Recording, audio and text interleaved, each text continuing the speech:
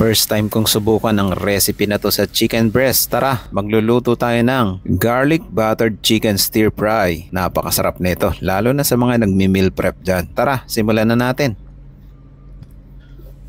Una, balatan lang natin ang garlic. Tapos chop-chopin lang natin yan ng pinong-pino at set aside lang natin yan.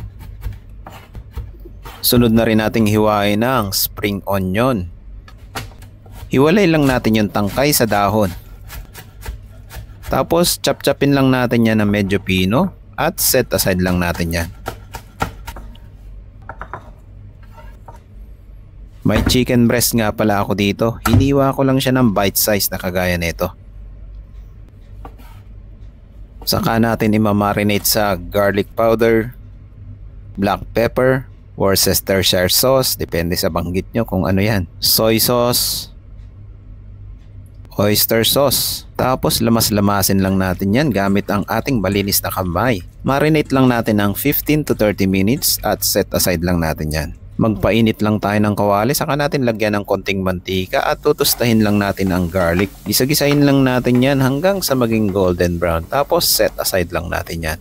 At ipiprito na natin ang manok na minarinate natin kanina. Spread lang natin yung chicken sa kawali at tutustahin lang natin yung ilalim niyan. Kapag ganito na ang kulay, saka natin siya gisa-gisahin hanggang sa maluto.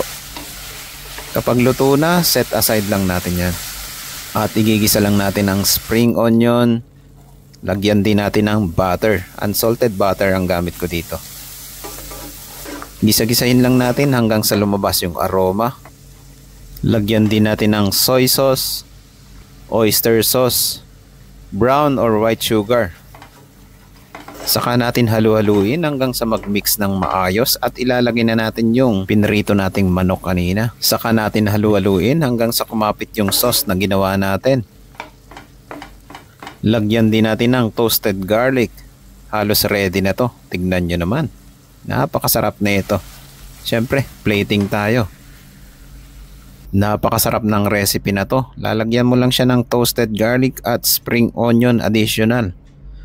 At napakasarap na ito sa kanin. Tamang-tamang pang baon to, pang meal prep. Kaya ano pang hinihintay mo? Lutuin mo na tong napakasarap at napakadaling recipe na to. Yun lang, maraming salamat. See you in my next cooking trip ko.